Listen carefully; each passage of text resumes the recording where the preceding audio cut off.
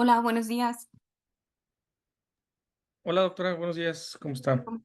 Bien, gracias. Gracias por la invitación. A usted doctora, muchísimas gracias. ¿Cómo le va, doctora? Bien. ¿Cómo te ha ido? Bien, doctora, pues aquí andamos en el velo. Ah, excelente, me da mucho gusto que estés haciendo ya la alta especialidad en neurooncología. Sí, muchas gracias, doctora. Estoy con el doctor Reyes, doctor Gervit. Con Gerbit. Gerbit. Gerbit. Sí. Sí. Bien. ¿Cuánto tiempo vas a estar ahí? ¿2 años? Un año, doctora. Un año. Un año nada Ah, muy más. bien.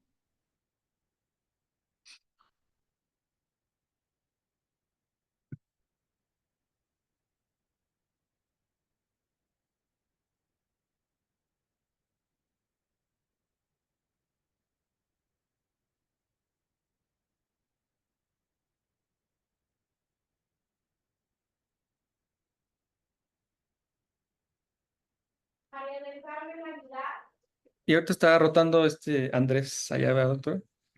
Sí, Andrés. sí, llegó el mes pasado.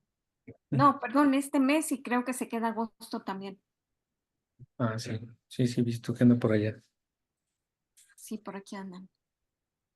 Sí, su compañero viene hasta enero, febrero, rota con nosotros. Ah, Ujú. muy bien. Sí, como ves.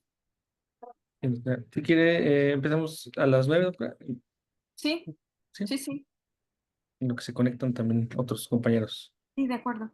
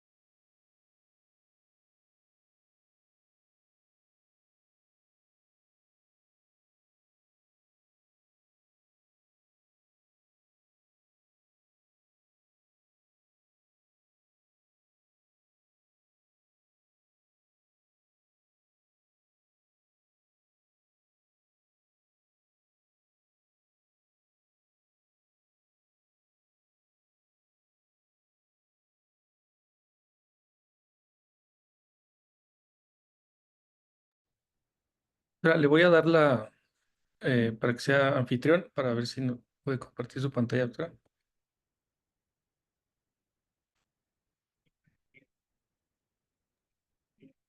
Ok, Creo que ya. tú me dices, porque Creo que ya, doctora.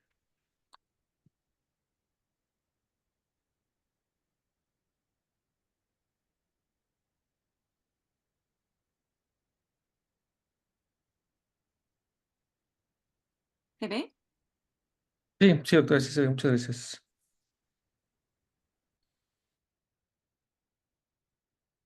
Bien. Cuando tú me digas, empezamos. Sí, muchas gracias. Sí que ya, doctora, antes que nada, muchas gracias por la aceptación y por la clase, doctora. Le agradezco mucho y pues bueno, adelante, muchas gracias. Hola, buenos días a todos y gracias a ti personalmente por la invitación. Les voy a hablar un poco sobre los gliomas en pediatría, un panorama general de todo lo que vemos nosotros en la población pediátrica, que es un poquito distinto a lo que se ve en adultos. Y bueno, este es uno de los estudios más importantes registrados a nivel mundial sobre la incidencia de las neoplasias del sistema nervioso central en la población pediátrica y donde predominantemente pues los gliomas siguen siendo el tumor más frecuente también en la población pediátrica, en donde podemos ver cómo se comporta en la población de 0 a 19 años y posteriormente cuál es la principal frecuencia de los mismos. Aquí es importante también, están divididos en gliomas de alto y bajo grado. Cada vez se hacen más diagnósticos de gliomas de bajo grado debido a que tenemos más escrutinios a través de estudios de resonancia magnética que permiten hacer diagnósticos más tempranos en estos casos. Obviamente, bueno, algo que se ha generado desde los últimos eh, casi 10 años son las múltiples clasificaciones de los gliomas en relación a las diferentes alteraciones moleculares específicas de cada uno de ellos y las vías también de señalización que han ido permitiendo poco a poco ir generando terapias blanco. Y bueno, los gliomas no son específicos de un área, los podemos encontrar en cualquiera de estas estructuras y en la población pediátrica los podemos encontrar en hemisferios cerebrales, la vía visual es algo que es frecuente en menores de 5 años y también los tumores localizados en la fosa posterior, en cerebelo y tallo cerebral. Este fue uno de los parteaguas en 2016 cuando salió la nueva clasificación de los tumores del sistema nervioso central y donde se reclasificaban algunos de los gliomas, principalmente los de alto grado, de acuerdo a las mutaciones encontradas. Algo que no debemos de perder de vista es que en la población pediátrica también tenemos una mayor predisposición al cáncer de tipo hereditario, sobre todo en aquellos que tienen algunos síndromes genéticos como son la neurofibromatosis tipo 1, la esclerosis tuberosa, el síndrome de Gorlin, el síndrome de Lynch y también el síndrome de Turcot. Algo que también es muy importante señalar, que cada vez vemos más frecuentemente los casos familiares del infraumeni, donde vemos pacientes que tienen gliomas de alto o bajo grado, en donde ya estamos observando que hermanos consanguíneos están desarrollando neoplasias malignas, igualmente los padres de los mismos pacientes. Algo que es importante para cualquier tipo de neoplasia de sistema nervioso central en los pacientes es conocer cuáles son los hitos del desarrollo neurológico en estos niños y cómo se desarrolla cada una de las vías en estos pacientes. ¿Por qué razón? Porque cada uno de los hitos del desarrollo, cada una de las competencias que va ganando o va desarrollando un niño a lo largo de su vida, nos habla del desarrollo neurológico de ese paciente. Cuando hay un retraso en el desarrollo o hay una regresión del desarrollo psicomotor de estos pacientes, son signos de alarma que nos tienen que llamar mucho la atención, sobre todo, bueno, en aquellos que tienen retraso psicomotor, si no hay un factor de riesgo perinatal, tenemos que averiguar y tenemos que investigar qué es lo que está pasando. ¿Por qué? Porque en la actualidad estamos viendo también tumores congénitos del sistema nervioso central. Los niños ya nacen con las neoplasias. Entonces, esa es una situación que nos debe de llamar mucho la atención si no hay factores de riesgo predisponentes. Y en los que ya han desarrollado todos sus hitos del desarrollo, poner mucha atención cuando empieza a haber regresión en algunas de las funciones neurológicas de este paciente. Eso nos debe de hacer pensar que este paciente tiene algo focal a nivel del sistema nervioso central y estamos obligados a descartar una neoplasia. Ahora bien, ¿cuáles son los datos clínicos que vamos a ver en muchos de estos pacientes? Bueno, los datos clínicos que nos van a llamar la atención también son la presencia de cefalea o irritabilidad. La irritabilidad es un dato clínico que vamos a ver más frecuentemente en niños menores de 5 años y sobre todo en los pequeños, en los lactantes mayores que no pueden comunicarse o decir que les duele, sin embargo siempre están irritables o muy llorones. Lo que ya les mencioné, retraso psicomotor, regresión del desarrollo, los cambios conductuales también.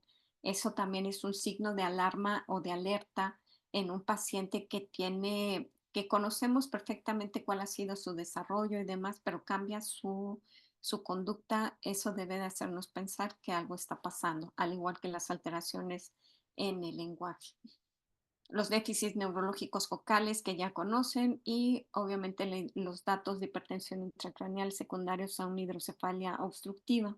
En niños muy pequeños, sobre todo en los menores de 2 años, ¿qué nos debe de llamar la atención también? La presencia de macrocefalia progresiva.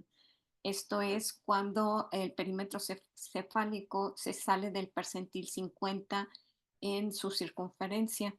Cuando vemos a un bebé, a un lactante menor que no fija la mirada, debemos de pensar que tiene alguna lesión focal, ya sea en nervio óptico o a nivel del quiasma óptico. El retraso o regresión, el bajo rendimiento escolar es otro signo que es muy importante, sobre todo en pacientes que ya están en etapa escolar o en la adolescencia, cuando hay eh,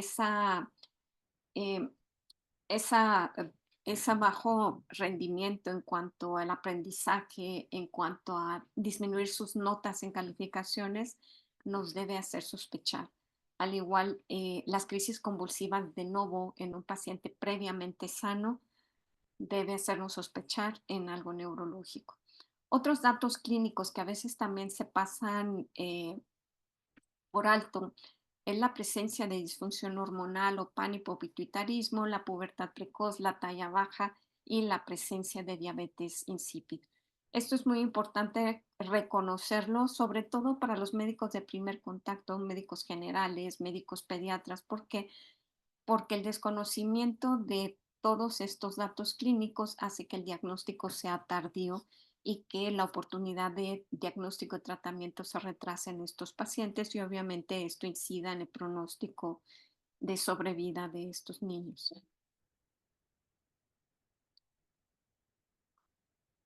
Y bien, en cuanto a los gliomas de bajo grado, estos constituyen entre el 30 a 40% de todas las neoplasias del sistema nervioso central. En los niños vamos a encontrar una gran variedad de gliomas de bajo grado, desde los tumores astrocíticos, los de origen glioneuronal, los astrocitomas pilomixoides, que cada vez se hacen más diagnósticos de este tipo, sobre todo en los gliomas localizados a nivel hipotalámico, el jantoastrocitoma pleomórfico, el astrocitoma difuso, los gangliogliomas, los tumores neuroepiteliales disemblioplásicos que suelen asociarse también a las displasias corticales, a los astrocitomas también de células gigantes subependimarios o SEGA, que son los que principalmente se asocian a esclerosis tuberosa. Y bien, volviendo eh, a todos los aspectos moleculares a través de los cuales hemos ido conociendo un poco más sobre la fisiopatología y la gliomatogénesis de estas neoplasias. Esto es de suma importancia. ¿Por qué razón? Porque cada uno de estos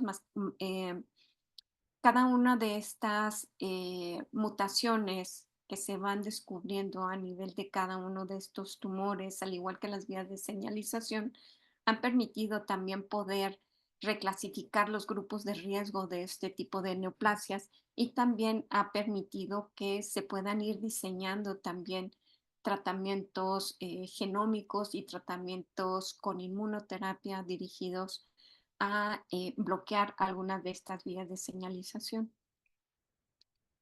Y bueno, uno de los datos más importantes que debemos de considerar, sobre todo en las neoplasias de la línea media, que anteriormente se daban como neoplasias de bajo grado eh, y que ahora en la actualidad ya no lo son. Podemos tener un HIE, una tinción de hematoxilina y eosina que nos diga que tenemos una neoplasia de bajo grado, al menos desde ese punto de vista. Sin embargo, ya con la inmunoterapia y ya con los demás marcadores que se tienen de inmunistoquímica, se ha podido establecer que todos estos tumores que se conocían de bajo grado actualmente son clasificados como neoplasias de alto grado por las mutaciones y la expresión del H3K27, lo cual cambia totalmente el pronóstico de estos pacientes. Y bien, uno de los datos más importantes en los gliomas es la presencia de ganancias focales en el cromosoma 7q34 y una de las alteraciones más frecuentes está localizada en el KIAT 1549 BRAF. Esto es muy importante reconocerlo porque, bueno, pareciera que son vías de señalización que son muy específicas para gliomas, pero también los observamos en tumores que son clasificados como de bajo grado, como los craniofaringiomas adamantinomatosos. Y, y bueno, las terapias blanco van dirigidas a cada una de estas expresiones y a cada una de estas vías para poder bloquear la progresión y la señalización para la mutación de estos tumores, de tal manera que todos estos fármacos que se han utilizado como terapias blanco en inmunoterapia se siguen diferentes protocolos a lo largo del mundo para poder tratar de mejorar la supervivencia en estos pacientes. Aquí el tovorafenib y el dabrafenib se utilizan para inhibir la vía del BRAF 600C, tanto en gliomas como en craniofaringiomas. En cuanto a los gliomas de alto grado en población pediátrica, constituyen en general del 3 al 15% de todas las neoplasias malignas en los niños. Y bueno, se clasifican igual que en los adultos, con un IDH wild type, IDH mutado o el glioblastoma no clasificado.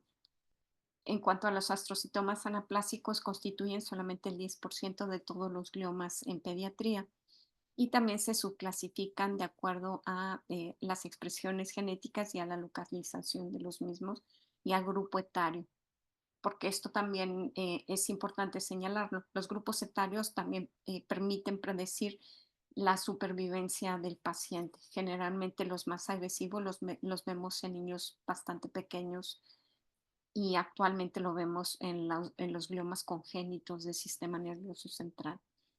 Y bueno, ahora nos vamos a subdividir por localizaciones de las lesiones. Los gliomas de la vía visual pues, son más frecuentes observarlos en el paciente pediátrico, principalmente asociados a la neurofibromatosis tipo 1. Están confinados exclusivamente a la vía visual precortical. Esto quiere decir al nervio óptico y al quiasma óptico y a algunas de las radiaciones a nivel de lo que es la localización en el óvulo temporal, pero ya no en el óvulo occipital. Constituyen del 3 al 5% de todas las neoplasias en edad pediátrica y solo el 6% están localizados a nivel intraorbitario. Afectan al nervio óptico en el 25% y van a envolver al quiasma óptico en un 60%. En algunas ocasiones es difícil diferenciarlo cuando vemos también que hay invasión hipotalámica.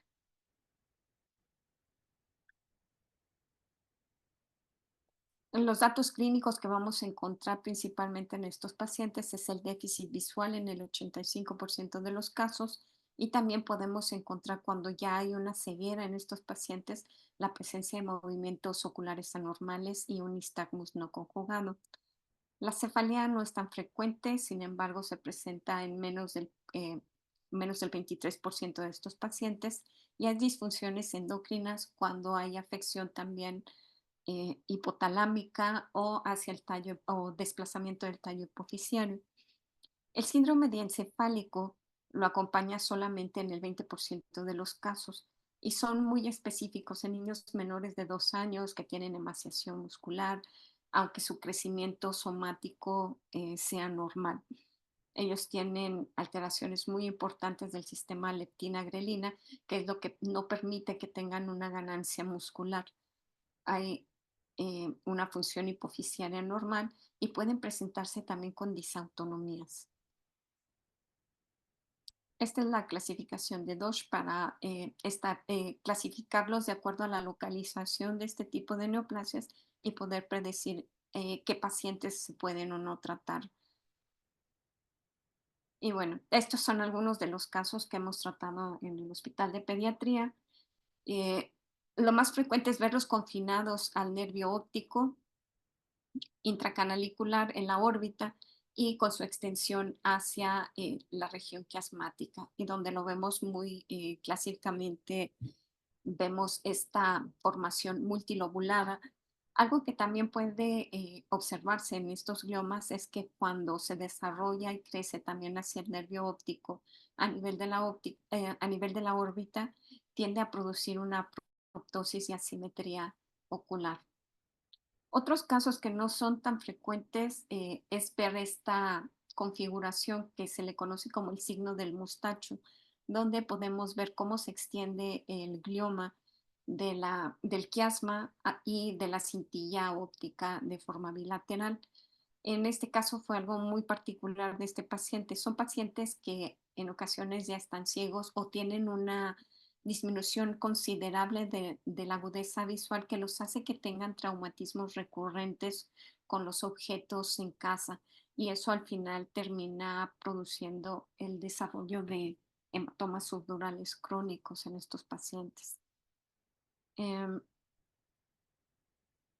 Otros gliomas se pueden extender también inclusive hacia el tálamo, y pues esto se considera un reto todavía mucho más grande también en el manejo tanto quirúrgico como también para el manejo oncológico adyuvante. En- Hemos tenido este tipo de pacientes también con estas lesiones monstruosas en donde, como les mencionaba, cuando no hay factores de riesgo para un retraso psicomotor y se da por hecho que ese niño va a seguir con retraso y nunca se hace un escrutinio adecuado, los pacientes nos llegan con estas lesiones monstruosas, con ese crecimiento tan devastador en el sistema nervioso central, donde se extiende la lesión del quiasma óptico, las cintillas ópticas, y ya vemos todos esos cambios por necrosis intratumoral y la invasión inclusive a ambos hacia todo lo que es el diencéfalo y ambos tálamos. ¿Cuáles son los factores pronósticos en los gliomas de la vía visual? Pues siempre va a depender mucho de la edad, si la pérdida visual es unilateral, si es bilateral o si hay disfunción o no hipotalámica. Y también obviamente de la variabilidad histológica de estas lesiones, si es un astrocitoma pilocítico juvenil, un fibrilar o de tipo pilomixoide. Perdón, de eso también va a depender el tratamiento y oncológico, así como también de eso va a depender la sobrevida de estos pacientes a largo plazo. Y bien, en cuanto el, el papel que tiene el neurocirujano en el tratamiento de este tipo de gliomas, pues el rol de la cirugía es muy limitado cuando se trata de gliomas de la vía óptica. Aquí, bueno, está encaminado principalmente a realizar una biopsia para establecer un diagnóstico preciso o molecular, y que con base a eso se pueda evaluar dentro del el arsenal de tratamientos por parte de oncología pediátrica cuál sería el esquema de tratamiento que se podría implementar en estos pacientes, o si solamente sería mantenerlo bajo vigilancia y ser expectantes en cuanto a la evolución. Otro de los, eh, Otro de los puntos importantes a considerar en el rol de la cirugía es evaluar si se puede o no hacer una reducción de volumen tumoral. Eso siempre y cuando no esté involucrado el hipotálamo em, en este tipo de neoplasias. También está enfocado cuando hay una proptosis de tipo doloroso, ya hay una úlcera corneal por exposición o perforación del glóbulo ocular. Y bueno, la excisión total de estas neoplasias solamente está limitado a que este tipo de neoplasia esté confinada a la órbita, no cuando se encuentra de localización intracraneal. Y bueno, en los casos en los que se desarrolla hidrocefalia, obviamente por el crecimiento tumoral y cómo involucra también al hipotálamo y el tercer ventrículo, el tratamiento para la hidrocefalia es la colocación de una válvula eh, ventrículo peritoneal. En cuanto al rol de la radioterapia, esta tiende a empeorar la agudeza visual hasta en un 14% de los casos. Se incrementa la disfunción endocrina, puede haber el desarrollo de un síndrome de moya-moya, se incrementa el déficit cognitivo y también tenemos el riesgo de el desarrollo de neoplasias secundarias. En cuanto a las lesiones diencefálicas localizadas en hipotálamo y a nivel talámico, son poco frecuentes, sin embargo, pues también se asocian a la neurofibromatosis tipo 1 y aquí es donde encontramos más frecuentemente las mutaciones del H3, F3A, K27M, que es un factor predictor de transformación maligna y que los clasifica como gliomas de alto grado o inclusive glioblastomas. La resección máxima está indicada cuando la lesión solamente está localizada hacia el hemisferio cerebral y no en los gliomas de alto grado. Y aquí es donde interviene tanto la quimioterapia como radioterapia adyuvantes. Estos son algunos ejemplos de los gliomas diencefálicos que se ven en pediatría. En el lado izquierdo podemos ver el caso de un glioma hipotalámico con un síndrome diencefálico en una niña de 2 años de edad, en la cual podemos ver en la imagen de la paciente cómo está emaciada.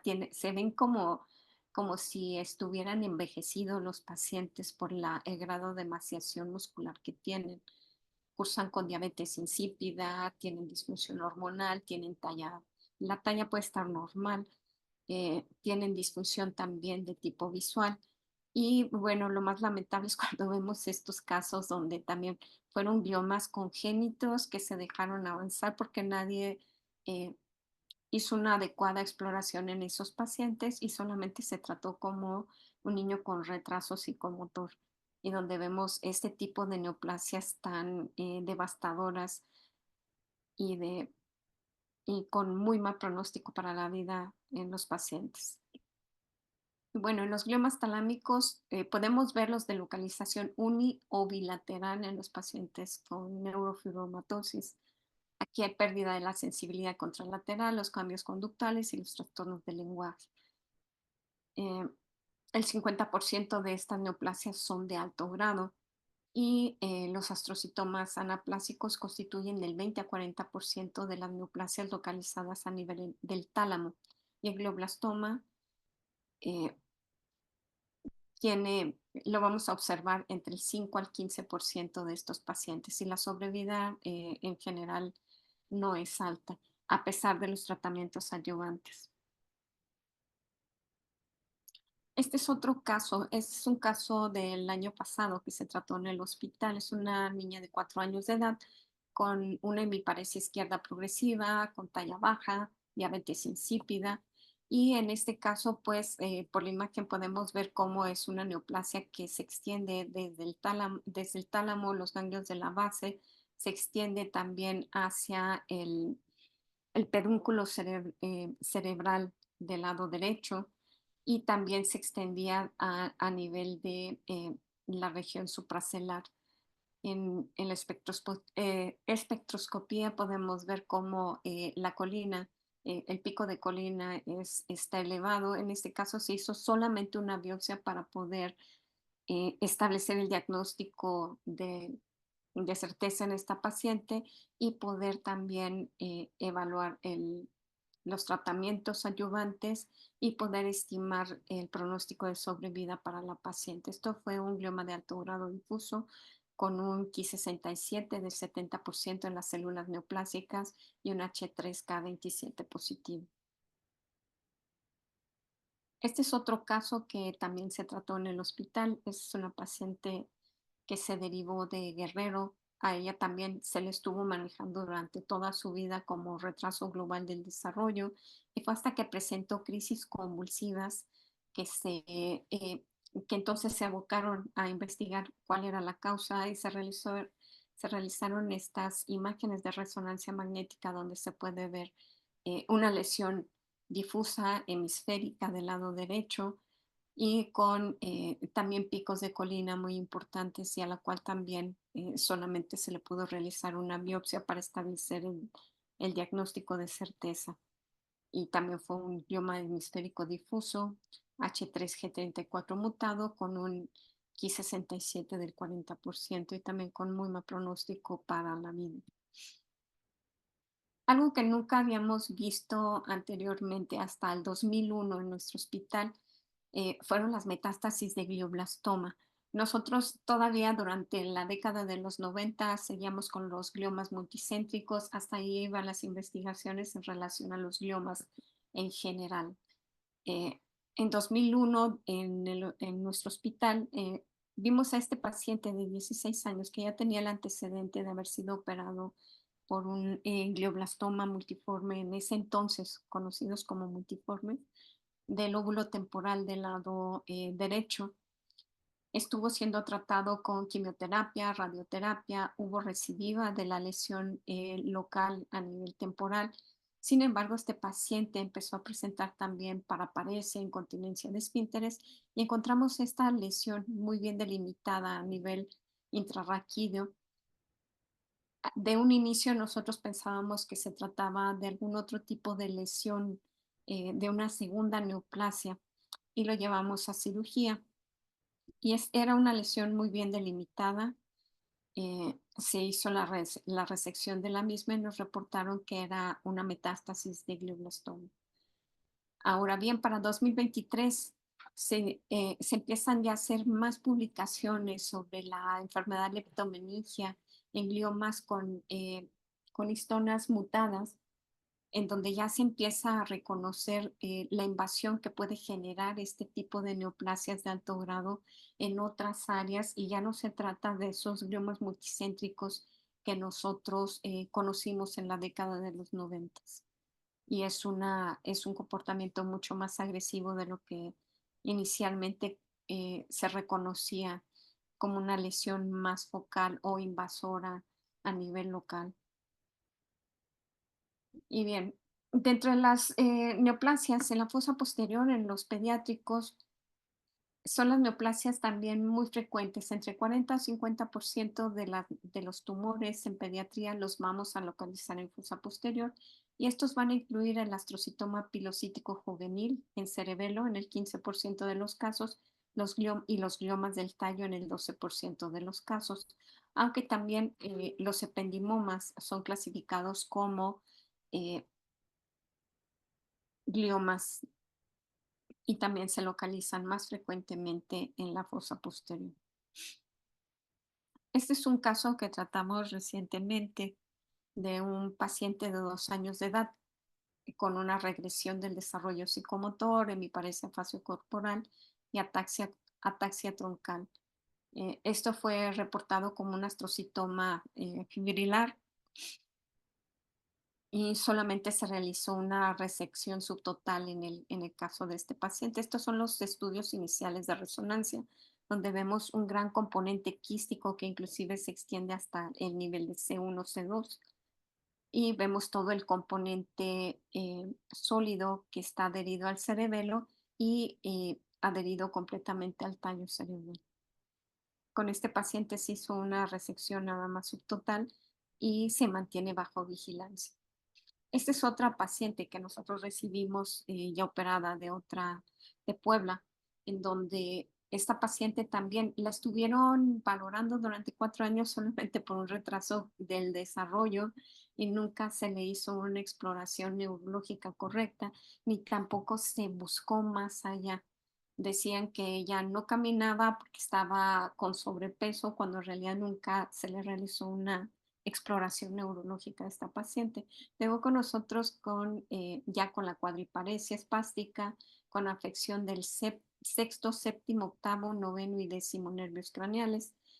Em, Le hicieron una craniectomía en Puebla y le hicieron una biopsia por punción solamente, y lo enviaron con un diagnóstico de astrocitoma fibrilar. Con ese diagnóstico se envió para realizar tratamiento adyuvante de quimioterapia. Y bueno, a nosotros nos tocó valorar esta paciente. Se logró hacer una resección muy importante de la lesión. Sin embargo, hubo una lesión aquí en lo que es el dorso del puente, quedando con una paresia facial y del sexto permanente. Este fue un astrocitoma fibrilar con un Ki 67 al 1%, y se siguió manteniendo en observación esta paciente sin tratamientos adyuvantes. Algo que es muy relevante en pediatría para el pronóstico de estos pacientes, tanto para tumores supra como infratentoriales, cuando son muy focales o muy localizados estos tumores, algo que es muy importante es que la resección tumoral sea amplia o extensa, no como en algunas otras neoplasias donde si son muy centrales, ahí obviamente solamente se va a realizar una biopsia, pero cuando son muy focales debe de realizarse la máxima resección. Esto principalmente porque en algunas neoplasias, como en el astrocitoma pilocítico en fosa posterior, sobre todo el que está confinado hacia el cerebelo, la resección completa de estas lesiones se considera como una terapia curativa. Cuando solamente se hace resecciones del nódulo mural y no se hace completamente la resección del quiste, en ocasiones es necesario dar una terapia adyuvante y muchas veces va enfocada más hacia la radioterapia. Aquí es importante también considerar que los niños menores de 4 o 5 años, la radioterapia no es un tratamiento, no es una opción de tratamiento. ¿Por qué razón? Porque se tiende a afectar más el desarrollo cognitivo en estos pacientes, y algo que también se reconsidera en todos estos pacientes cuando van a ir a oncología o al hospital a radiooncología es un seguimiento apropiado. ¿Por qué razón? Porque la radioterapia es un factor de riesgo para el desarrollo de neoplasias secundarias en los niños. En cuanto a los gliomas del tallo cerebral, bueno, esto sigue siendo uno de los puntos cruciales en la neurocirugía pediátrica. ¿Por qué razón? Porque son los de más difícil manejo. En el caso de los focales, siempre es mucho más fácil poder realizar una escisión total de una lesión, como los que son localizados a nivel tectal o los que están localizados de forma focal en mesencéfalo, o inclusive los gliomas exofíticos dorsales del puente, así como los gliomas bulbomedulares. Los que siguen siendo un punto muy crítico para su manejo siguen siendo los gliomas difusos o intrínsecos del puente, para lo cual inclusive se ha desarrollado toda una organización a nivel mundial para poder eh, efectuar diferentes protocolos para tratamiento. Sin embargo, hasta ahorita pues han sido infructuosos en relación a mejorar la sobrevida y la calidad de vida de estos pacientes. Los gliomas del tallo cerebral, bueno, se dividen de acuerdo a la localización, como ya lo vimos en el esquema anterior. Podemos ver, los gliomas tectales generalmente son lesiones muy pequeñitas que se localizan a nivel de el acueducto de Silvio, a nivel del tectum mesencefálico. Generalmente no dan síntomas, por eso es que en la literatura los van a encontrar como gliomas silentes. Sin embargo, de silentes y benignos no tienen nada. ¿Por qué razón? Porque producen hidrocefalia obstructiva, y la hidrocefalia puede inclusive causar la muerte al paciente. Entonces, cuando tenemos pacientes en etapa escolar y adolescentes que debutan con una hidrocefalia sin una causa aparente, estamos obligados a realizar estudios de resonancia magnética y buscar la presencia de gliomas localizados a nivel de tecto. Generalmente son muy pequeños, se ven como chicharitos. En ocasiones, cuando son muy pequeños, ahí lo que está indicado es solamente observarlos. Se puede realizar una biopsia transacueductal por endoscopía, sin embargo, pues ya dependerá también de las observaciones que haga el médico tratante. Cuando son lesiones mucho más grandes, como en este caso, se puede intentar realizar una resección por vía suboccipital. Y bueno, en cuanto a los gliomas difusos intrínsecos del puente, que son los que más frecuentemente vemos en pediatría, pues los vemos con los síndromes alternos, con síndromes piramidales, que es como debutan estos pacientes. No con, la hidrocefalia es el último evento que van a presentar dentro de las manifestaciones neurológicas estos pacientes. Y cada vez vemos neoplasias más agresivas y en niños más pequeños. En la actualidad ya estamos viendo eh, recién nacidos con gliomas localizados a nivel de puente y del bulbo raquídeo, lo cual pues les confiere muy mal pronóstico funcional y para la vida a corto plazo. Los gliomas bulbomedulares generalmente suelen ser mucho más focales. En este caso, pues era una lesión más difusa, sin embargo, las lesiones más focales que ya fueron descritas desde los años 90 por Epstein tienden a poderse hacer una resección un poco más amplia de estas lesiones, teniendo una sobrevida un poco más larga. Sin embargo, aquí tenemos que tomar en consideración toda la comorbilidad que generan, como la disfagia neurológica en estos pacientes, que nos obliga a dar un tratamiento también paliativo con la colocación también de gastrostomías, la realización de funduplicaturas cuando está también cuando tienen también reflujos severos en estos casos y que muchas veces es la principal causa de muerte de estos pacientes son las broncoaspiraciones masivas. Estos son algunos pacientes que hemos tratado en el hospital y estos son los datos clínicos muy característicos donde vemos la parálisis facial, la parálisis del sexto nervio craneal y vemos también que tienen subamisque espontáneo con su hemiparesia espástica, que es algo muy característico en estos niños. También los podemos ver que debutan con laterocolis, pareciera que tuvieran una tortícolis secundaria, pero es también por los cambios que hay a nivel de la fuerza de los músculos del cuello. Algo que es muy relevante es que ni la parálisis facial ni la parálisis del sexto se tratan con multivitamínicos ni con eh, complejo B, que es como ya vienen tratados estos pacientes por sus datos clínicos, en lugar de realizar un diagnóstico oportuno de la neoplasia. Y bien, este es uno de los esquemas bajo los cuales se puede evaluar y manejar este tipo de pacientes. Cuando son lesiones confinadas al mesencéfalo, generalmente son tumores de bajo grado. Eh, si hay hidrocefalia, se puede realizar una tercer ventriculostomía, resección por vía endoscópica o toma de biopsia si la lesión lo permite, si no es muy pequeña.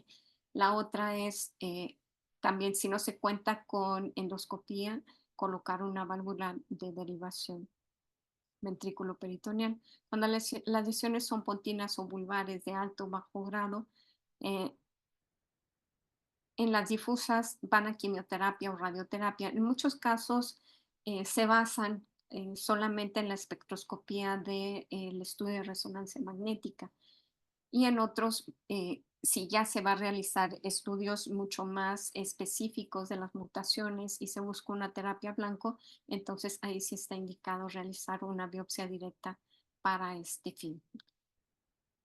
Y bueno, en los exofíticos y focales a nivel de tallo, pues la craniotomía y la resección también pueden estar indicadas y dependerán mucho de la experiencia del cirujano. En los gliomas tectales pueden mantenerse solamente en observación si no se ven grandes cambios en el seguimiento eh, que se le da al paciente. Aquí es importante poder realizar una resonancia magnética cada 6 meses para ir evaluando las condiciones o el crecimiento de esa lesión y con base a eso decidir si continúa solamente manejo expectante o si va a una biopsia versus una resección de la lesión.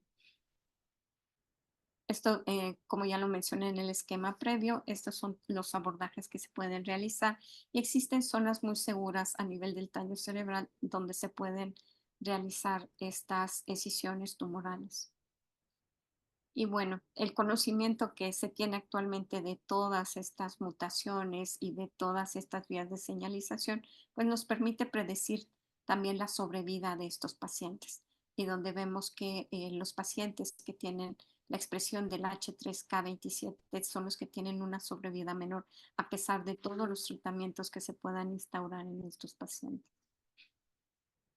Actualmente también para los gliomas del tallo existen las biopsias líquidas a través de los perfiles moleculares de los tumores y a través de la secuenciación del DNA que se obtiene en líquido cefalorraquídeo y a través de la inteligencia artificial. Y esto permite que no se sea tan agresivo en cuanto a la obtención de las muestras, ya sea por craniotomía o ya sea también por biopsias dirigidas por estereotaxia o con navegación. Y bueno, quiso presentárselos por qué razón. Este es un caso que se trató en el 2000, entre el 2000 y 2002 en nuestro hospital. En estos casos hacíamos nosotros biopsias por estereotaxia también para poder obtener muestras de tejido, poder saber qué tipo de neoplasia íbamos a tratar.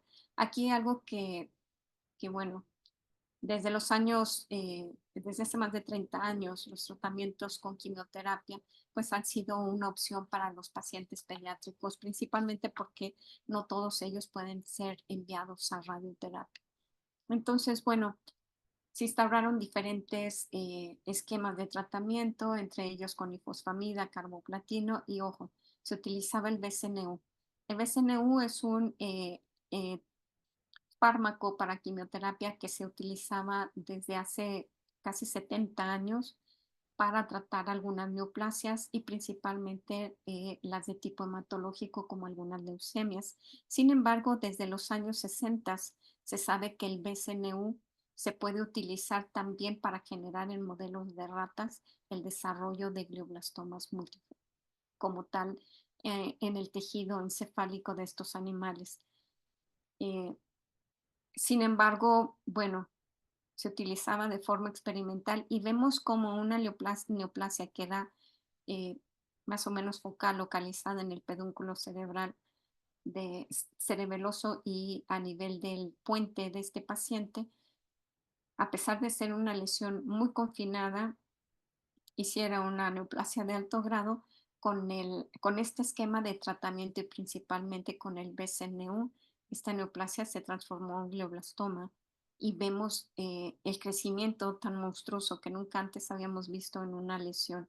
Entonces, ese tipo de tratamiento se desechó ya desde hace muchos años en el hospital precisamente porque en lugar de ayudar al paciente empeorábamos la condición y lo que se lograba era que falleciera más tempranamente y con una lesión de estas características y de un crecimiento monstruoso.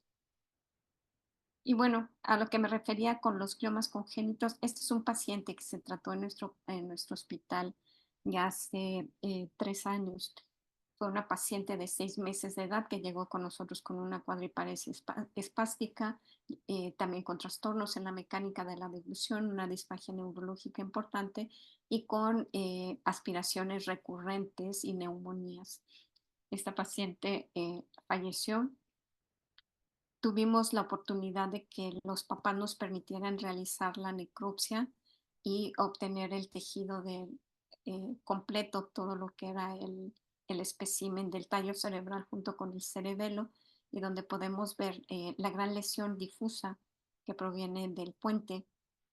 Y a esta paciente se le realizó también, la muestra de arriba está con hematoxilina y eosina y podemos ver en esas imágenes células más globoides. Sin embargo, pareciera ser una lesión de bajo grado por esa imagen. Sin embargo, en la imagen de abajo vemos ya cómo tiene la expresión toda la lesión neoplásica de el H3K27 positivo. Y bueno, en los gliomas difusos intrínsecos de puente, como se los mencionaba, ya hay toda una organización a nivel mundial donde se llevan más de 47 ensayos clínicos para poder buscar targets para tratamientos blancos. Y bueno, en México se diagnostican alrededor de 70 casos al año en pacientes entre los 5 y 10 años de edad. Se consideran neoplasias irresocables porque son difusas, se consideran como incurables. La sobrevida, una vez establecido el diagnóstico, puede ir de 9 a 10 meses, dependiendo también del estadio neurológico en el que se encuentre. Se considera letal en el 100% de los casos. La radioterapia ayuda a limitar un poco la sintomatología de los pacientes, pero no los cura. Y en los últimos 40 años, pues en realidad no se ha avanzado gran cosa en cuanto a encontrar tratamientos que mejoren la sobrevida, por lo cual solamente vamos a seguir haciendo investigación con la búsqueda de nuevos tratamientos. Y esto es lo que hay a nivel mundial en relación a los diferentes tratamientos que se han ido realizando desde el 2013 hasta la fecha. A nivel intramedular también tenemos astrocitomas, tenemos gliomas, no son tan comunes. Representan entre el 30 a 40% de los casos y solamente el 60% de estos tumores son astrocitomas. Y bueno, cuando lo vemos en relación a la frecuencia de tumores intracraneales a los intramedulares, pues vemos un índice de 20 a 1, o sea, son muy, muy raros. Existen múltiples teorías de las causas de este tipo de neoplasias, entre ellas las virales, las genéticas, la exposición a radiación, etcétera, y a múltiples químicos. Estos son casos que hemos tratado en el hospital y pues el tratamiento siempre dependerá de las condiciones del paciente y de si podemos o no realizar una biopsia o una incisión tumoral. Funcionalmente, pues el pronóstico es bastante malo para estos pacientes y bueno, eh, esto es como se subclasifican cada uno de estos tumores y el tipo de tratamientos que pues, se pueden realizar tanto con cirugía, quimioterapia, los tratamientos adyuvantes en el caso de los gliomas de alto grado con temozolomida en la actualidad. Y bueno, actualmente estas son las otras terapias blanco que se están utilizando en los diferentes ensayos clínicos a nivel mundial. Inclusive también ya se está buscando terapias con vacunas para poder tratar de controlar el crecimiento de estos tumores y poder ofrecer una mejor calidad de vida a los pacientes. Muchas gracias. Muchas gracias, doctora. No sé si tengan alguna pregunta. ¿Preguntas, dudas?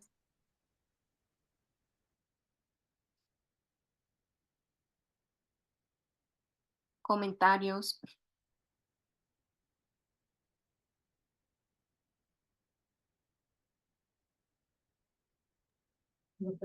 ¿El doctor González tiene alguna pregunta? Ujú. Sí, doc, adelante. Bueno, ¿me escuchan Hola, ahí? bueno. ¿Sí? Yo tendría dos preguntas, doctora. Sí. Eh, ¿qué opinión le merece la parte de el ácido valproico en pacientes precisamente con gliomas como bueno, como una histón como medicamento bloqueador de histonas? ¿Realmente No, tiene utilidad? No tiene utilidad. de hecho, lo que se ha encontrado, y de hecho en los últimos artículos que han estado publicando sobre gliomas pediátricos, sí se ha observado que tiene utilidad en los pacientes. El valproato sódico, principalmente, es lo que se ha encontrado que sí bloquea algunas de las vías de señalización, de tal manera que permite, al menos dentro de los pocos casos reportados y a nivel sobre todo in vitro, poder bloquear la vía de señalización. Inclusive actualmente también lo que se está investigando son las vías alternas también del tratamiento con los antihelmínticos, bueno, medicamentos antiparasitarios como son el albendazol y el mebendazol Los también, imidazoles. para inhibir los imidazoles, para inhibir también las vías de señalización en los gliomas y principalmente en pediatría. Y sobre todo porque tienen menos efectos Usted lo, colaterales que la mayor parte de las otras terapias. Tendría que hacerse un ensayo clínico controlado con ese tipo de fármacos para poder ver a largo plazo cuál es la evolución de estos pacientes y poder delimitar también el riesgo de secuelas o de efectos colaterales. Porque de hecho las terapias actuales que se tienen con ifosfamida, carboplatino, ¿Usted lo recomendaría como de uso? no lo recomendaría como tal de uso. Yo lo que recomendaría es que se haga un ensayo clínico controlado para que con base a eso se pueda evaluar verdaderamente el efecto que tiene sobre los gliomas. Porque la mayor parte de la información que existe sobre las vías de señalización son in vitro. Entonces, lo que se recomienda es llevarlo a un ensayo clínico controlado fase 1 y 2 para poder evaluar y estandarizar y ver realmente si es efectivo o no en el control del desarrollo o crecimiento de estos gliomas, al igual que poder evaluar los riesgos de un tratamiento así. Sobre todo considerando los efectos colaterales que tiene la quimioterapia convencional, que son muchísimos para los pacientes. Uno lo ve con el BP16 y las hemorragias que tienen a nivel pulmonar estos pacientes, las neuropatías con las que quedan después de una quimioterapia convencional, los daños que se producen a nivel hepático y renal con quimioterapia convencional en un niño son bastante importantes a largo plazo. Entonces, si se buscan otro tipo de terapias actualmente que tengan menos efectos colaterales, por eso es que se está migrando también a la inmunoterapia para evaluar si estas terapias blancos son más efectivas y tienen menos efectos secundarios en un paciente que está en desarrollo. Ok. Y por último, siempre hay cierto grado de histrionismo cuando sale algún tipo de medicamento nuevo, de que siempre se le pone como maravilloso. Hubo el Nitozumab que sacaron los cubanos, que lo vendieron como muy maravilloso, pero no sé qué tanta experiencia tenemos aquí en México con anticuerpos monoclonales. En gliomas prácticamente no tenemos experiencia. Entonces, yo creo que lo que sí tendríamos que partir es de los protocolos que ya se están llevando a cabo en el Instituto de Salud en Estados Unidos o en Canadá para poder nosotros poder implementar un protocolo o un ensayo clínico con nuestros pacientes. También el acceso es muy limitado por lo costoso que son. A nivel institucional, nosotros, bueno, pero nosotros no lo utilizamos solamente oncología.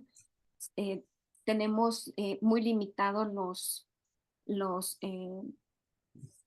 lo que son las terapias con, por ejemplo, bevacizumab y con este tipo de tratamientos. Eh, ese es el problema que tenemos en México, que por lo costoso que son, no se utilizan como tal en ensayos clínicos controlados para el manejo oncológico.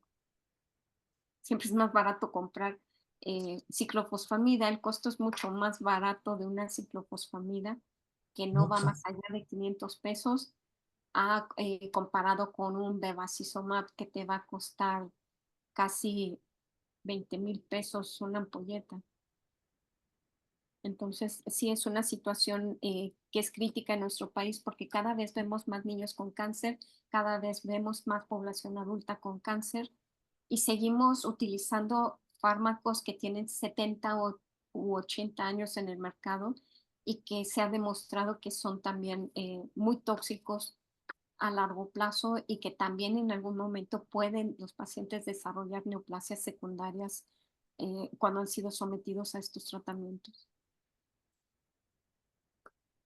Ok, muchas gracias, doctora. Y otra cosa, bueno, hace como 5 años empezaron a usar un esquema de tratamiento que fue súper tóxico. el estar utilizando en los pacientes de glioma de tallo el ICE, que era la ifosfamida, carboplatino y etopósido más temozolomida, era catastrófico para los pacientes. Los pacientes en 7 días te hacían un choque séptico, coagulación intravascular diseminada y fallecían. No sobrevivían a 10 días a un tratamiento como eso. Entonces, sí es algo que se tiene que hacer una buena evaluación en cuanto a los ensayos clínicos, en cuanto a los riesgos para los pacientes, en cuanto a los tratamientos adyuvantes con quimioterapia. De hecho, en la actualidad es mucho más segura la radioterapia que una quimioterapia. La radioterapia sí ha evolucionado de una forma importante a las radioterapias conformacionales y a reducir los riesgos para los pacientes en casos muy específicos o mayores de 5 años. Ok.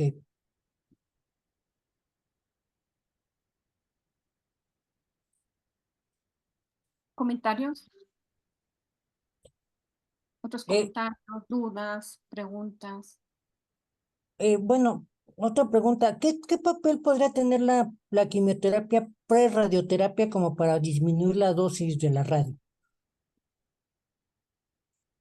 Hay algunos esquemas de tratamiento que se utilizan como inductores, pero se utilizan por muy corto plazo. Generalmente cuando los oncólogos dan un tratamiento para gliomas de alto grado, lo fraccionan en 12 sesiones anuales.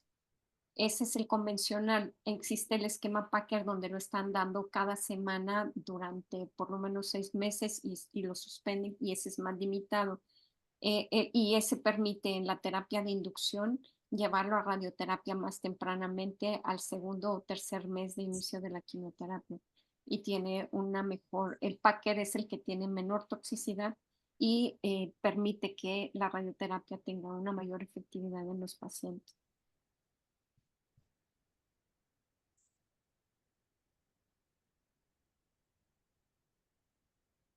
Gracias.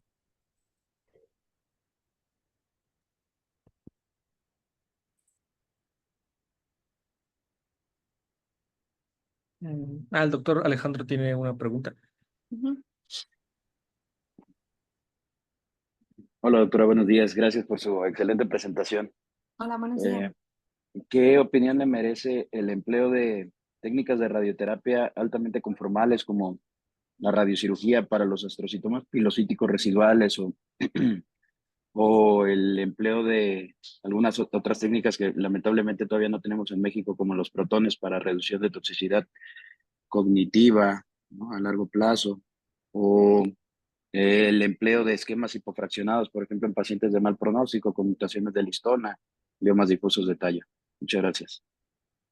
Sí, de hecho, cuando uno analiza toda la información que hay en relación al manejo de estos pacientes, la radioterapia actualmente y sobre todo la intensidad modulada e hipofraccionada tiene mejor efecto en el control de estos pacientes y menores efectos colaterales a largo plazo, tanto en las vías eh, visuales, que es lo que más afecta en estos pacientes, en la vía auditiva y también a largo plazo, pues en las evaluaciones neuropsicológicas se observa que no tienen ese efecto tan eh, devastador que tenía la radioterapia convencional en cuanto al desarrollo cognitivo de estos pacientes. Sí sería lo ideal tener terapia con protones en nuestro país. Lamentablemente no lo tenemos. En Latinoamérica el único equipo que está en el Garrahan en Buenos Aires. Y viendo toda la serie de situaciones que tiene que pasar en un cerebro en desarrollo, más aparte con cáncer y todo lo que conlleva esto, sería lo ideal que nuestro sistema de salud pudiera proporcionarlo a los niños. Es mucho más seguro, aunque también cuando uno se pone a revisar en el Cochrane, la evidencia es algo limitada. Sin embargo, cuando tenemos un paciente que ya sabemos que tiene un astrocitoma con un IDH mutado o una expresión del del K27, entonces podríamos optar por ese tipo de terapias. De todas formas, no vamos a incrementar mucho su sobrevida, pero sí vamos a darle una mejor calidad de vida a esos pacientes.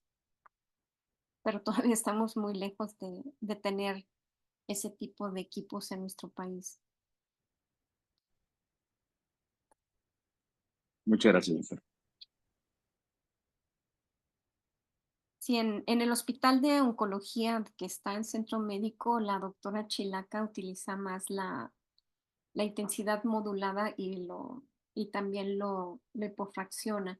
Lo hipofraccionan a 28 o a veces a 33 sesiones que duran 5 minutos para poder ir tratando este tipo de pacientes, pero generalmente se hace cuando ya son niños mayores de 5 años de edad. Los más pequeños no es nuestra opción de tratamiento.